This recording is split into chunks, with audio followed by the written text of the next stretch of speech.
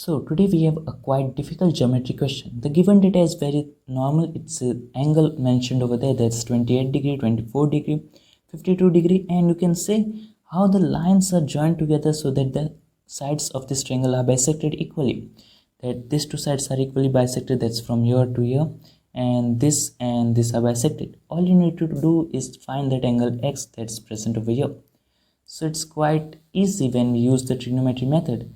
And in that trigonometry method, when we just solve it, means the equations we get, that solving is little tough, but it's normal. Yes. So let us see the solution. First of all, it says that this and this are bisected, so let us name that as A and A, so it would be helpful. Yes, these two are bisected, so let us name that as B and B. Yes. Now let us talk about the angles. These two angles are 24 degree and 52 degree. So according to the external angle property, over here this angle becomes the addition of that two, and that's 76 degree. Yes. And now let's have the angle sum property in this biggest triangle. So 180 minus 52 minus 24 minus 28 again gives the same angle, and that's nothing but 76 degree. So now the point to be noted is that again we have two angles similar, but in which triangle? So let us have the triangle and mark it very nicely. We can see that in this triangle the base two angles are 76 and 76, so length of this side is equals to length of this side. So two of the lengths means in this two, one of has a length that's very perfect, we have named, and it's A plus A, and that's nothing but 2 times A. So we will use that as the given data. So let us do that. Yes, so this total side has a length that's 2 times A, so this length from here to here also becomes 2 times A. Yes. And again point to be noted is that here it's 52 degree, 28 plus 24 is again 52 degree.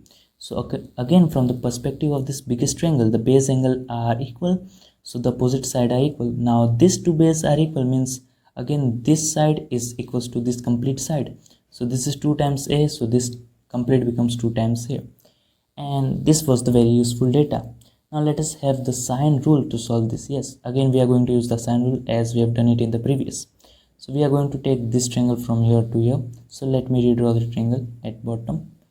Yes, in this triangle over here the angle is 24 degree. Here the angle is 52 degree. This opposite side is 2 times A, this opposite side is 2 times B. And now the sine rule, that's very nice in this triangle. Yes. So according to the sine rule, as you can see on the screen, the angle ends opposite and the ratios. Yes, so sine of not 52, yes, sine of 52 degree and its opposite side, that is 2 times A, that is equals to sine of 24 degree and its opposite, that is 2 times B. Now I can see 2 and 2 get cancelled out, and what we will do is obtain B in terms of A, as I have told to exclude the variables. So B is equals to A into sine of 24 degree and upon sine of 52 degree. So let me write that. Yes, sine of 52 degree, it's not clear. Yes, let it be clear so it's nice to see. Yes, and sine of 52 degree, that we have obtained the value of B, and in terms of A, sine of 24 and sine of 52 are perfect integer. We will solve that further, but B is in terms of A we have obtained. Now the sine rule for the final time. Yes, in the second step we are going to reach the final time sine.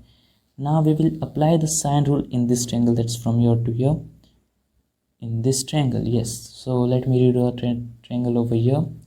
So in this triangle over here the bottom angle is X, and according to that this is X, so we have to take this side, and the complete side is 2 times A, as we need from here to here this complete is 2 times A.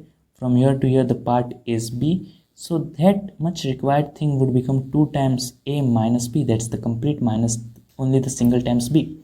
This is the opposite side to X. Now the top angle is 76 degree, that's not needed, and by angle sum property I obtained that this angle is 180 minus X plus 76. You know why I kept it 180 minus X plus 76 if you have seen the previous geometry question. If you have not seen, I will just explain it further, but those who are curious, they must be knowing. Yes, so let us see now the final solution. That's very nice from here, and this side is remaining, that's from here to here in this pink triangle, and that has been marked as A. Yes, now the sine rule, X with this and this with this. So sine of 180 minus x plus 76 is upon the opposite side, that's a, is equals to sine of x and the opposites, that is 2 times a minus b. Now remember we have b in terms of a and it was sine of 24 upon sine of 52. So we will kept it over there. So sine of x upon 2 times a minus, now the value of b is a into sine of 24 upon sine of 52, and that is equals to, now sine of 180 minus theta is sine theta, so it would form sine of x plus 76 and upon a. Yes, now I can see a and a got cancelled out. Now we are having a single trigonometric equation in terms of x, so we can solve it very easily. So first of all, taking the LCM, so sine x into sine 52 and upon 2 times sine of 52. Yes, 2 times sine of 52 minus sine of 24, and that's equals to sine of 76 plus x. What we have done over here is taken the LCM 52 and that shifted over the numerator. Yes, so numerator as it is, that is sine of x into sine of 52. In the denominator, 2 times sine 52 can be written as sine of 52 plus sine of 52 and minus sine of 24. Now remember the identity, that sine of a minus sine of b. So it's very nice identity and it will give an output that's like this way. The output would be 2 times sine of 52 minus 24 upon 2. So 52 minus 24 is 28 and upon 2 is 14. Yes, and cos of 52 plus 24, that's 76, and 76 upon 2, that's 38. And remember that cos of 38 is nothing but, it's sine of 90 minus 52. Yes, it is not sine, we have to write it over here cos.